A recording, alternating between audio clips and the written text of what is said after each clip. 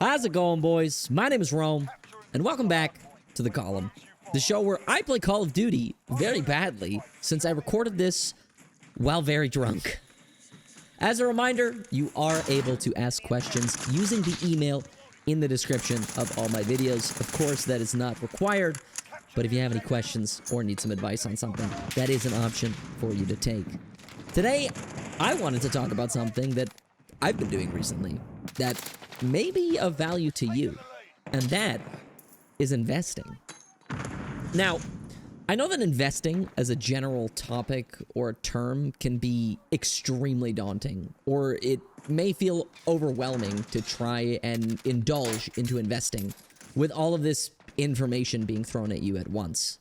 So I kind of wanted to talk about it from a perspective of someone who came from zero knowledge of investing, how to invest, or really why it was so important. First things first, the earlier you invest, the better off you will be in the long run. I say that because investing is essentially the act of taking money you have that you're not currently using and making it work for you, rather than losing that value over time to inflation. I know there are horror stories about people losing all of their money through investments, and that might sway your opinion on a general level, but most of these stories are from traders by profession or times of incredible recession. The investments that I'm talking about are much more mundane than those stories. Now, if you decide to further your knowledge on the subject and are interested in riskier investments, awesome. As long as you're careful, these can be amazing avenues to generate extra income streams. However, I personally am talking about things like ETFs or index funds. What are ETFs or index funds, you might ask? Well, ETF stands for Exchange Traded Fund. But in layman's terms, ETFs are essentially tiny pieces of companies that make up a large portfolio.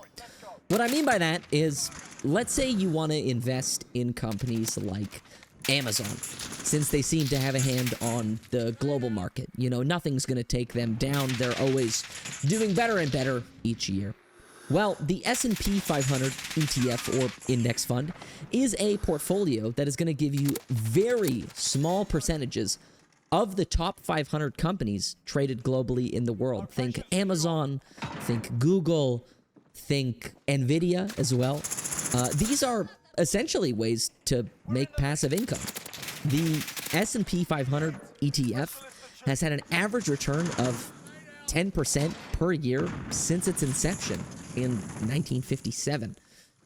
Now, just think about that.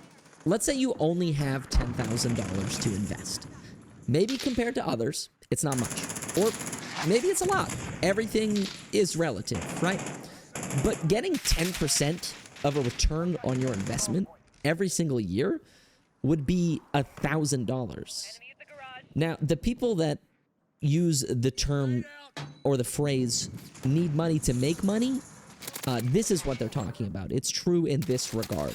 Seeing as the more you invest, the higher your return will be. Think about it. If you invested $1 million with an average return rate of 10% in the S&P 500 index fund, you would be gaining $100,000 every single year, while actually netting more over time, since you'll have more invested the longer it's left alone. However, the only downside to this would be the taxes that are paid from the earnings. I live in Canada, so I invest through a tax-free savings account, so thankfully I personally don't have any issues. But capital gains taxes are normally taxed at the same rate as your annual income. It is something to look out for, but that shouldn't stray you away from trying your hand at investments. Everyone knows that the economy these days is terrible. If you live someplace like me, I was born and raised in Vancouver, you feel like it's too expensive to live and that you'll never be able to afford anything that you desire. It's quickly becoming unattainable to live life the way our parents did, without either getting lucky or finding a job that pays an incredible amount of money in exchange for sucking your life force away. Even when I was working a corporate job and had money to afford things I wanted, I wasn't happy. I also still couldn't afford the long-term things, like a house. And while I was working, I wasn't investing. This means that my money was losing its value over time, quite rapidly. Now that I make even less money as a full-time YouTuber, investing is that much more important to me. It's essentially an infinite money glitch in real life that seems to be gatekept due to the horror stories and lack of easily digestible information. If there's one thing I can implore you to take away from this video, it is to please invest. Whether you need to talk to your bank, get yourself an advisor, of course watch out for fees with advisors, or read some books about investing.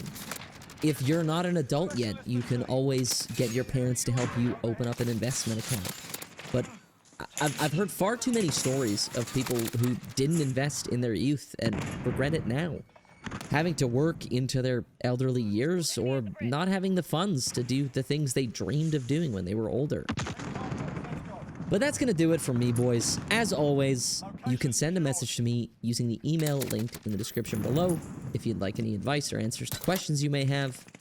And until next time, go outside, tell somebody you love them, and do it for your future self.